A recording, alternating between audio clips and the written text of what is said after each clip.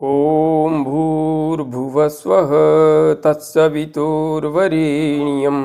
भर्गो देवस्य धीमहि धियो यो नः प्रचोदयात्। उस प्राण स्वरूप दुखनाशक सुख स्वरूप शेष तेजस्वी पापनाशक देव स्वरूप परमात्मा को हम अपनी अंतरात्मा में धारण करें।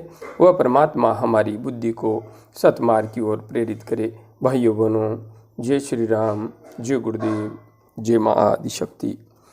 आप सभी भाइयों बहनों की साधना से संबंधित जिज्ञासाओं का समाधान करते हुए मैं आज एक अत्यंत महत्वपूर्ण जिज्ञासा को सम्मिलित कर रहा हूँ। भाई राम बंजारी जी ने अपनी जिज्ञासा प्रकट करते हुए लिखा है, गुरुजी, कुंडलिनी जगाने के बाद क्या फिर से सो जाती है? भाई राम बंजारी जी, जहाँ तक बात है कुंडलिनी जागरण की, तो कुंडलिनी शक्ति हमारी प्राण शक्ति है और प्राण शक्ति का सुषुम्ना मार्ग से ऊर्ध्वारोहण ही कुंडलिनी जागरण है। जहाँ तक बात है कुंडलिनी के जागने एवं सोने की, तो यह एक पूर्ण वैज्ञानिक पद्धति है। यहाँ पर कोई भी चमत्कार नहीं होता। जब यह पद्धति पूर्ण विज्ञान सम्मत है तो फिर यहाँ पर हर स्थान पर विज्ञान ही लागू होता है और वह विज्ञान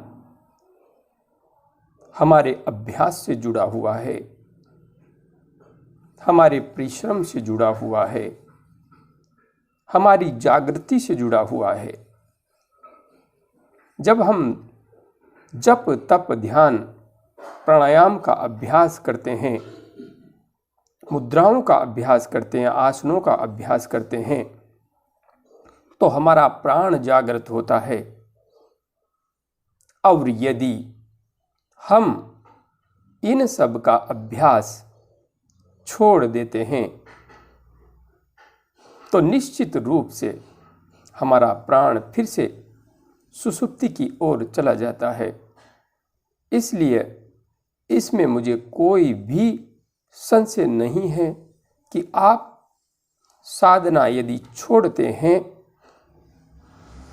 तो आपकी कुंडलिनी ऊर्जा फिर से सुषुप्त नहीं होगी, अर्थात साधना छोड़ने पर आपकी कुंडलिनी शक्ति फिर से सो जाएगी, अर्थात फिर से अपने मूल स्थान पर ही पहुंच जाएगी, मूलाधार चक्र पर।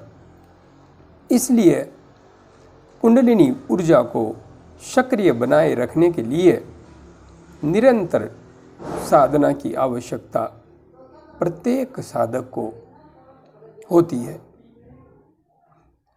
अब जहाँ तक बात है हमेशा सक्रिय बनाए रहने की, तो इसके लिए सीधा सा मार्ग है, नियमित रूप से प्राणायाम कीजिए, ध्यान कीजिए, मंत्र जप कीजिए।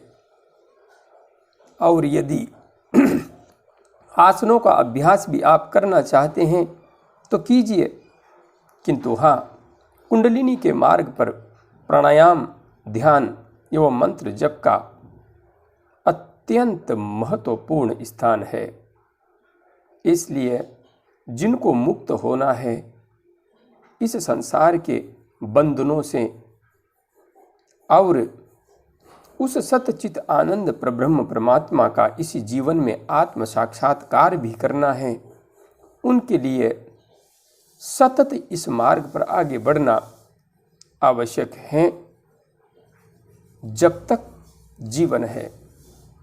यह साधना पद्धति आजीवन अपने आप के साथ जोड़ कर रखने के लिए है, तभी हम वास्तविक रूप में मुक्ति का लक्ष्य सिद्ध कर पाएंगे।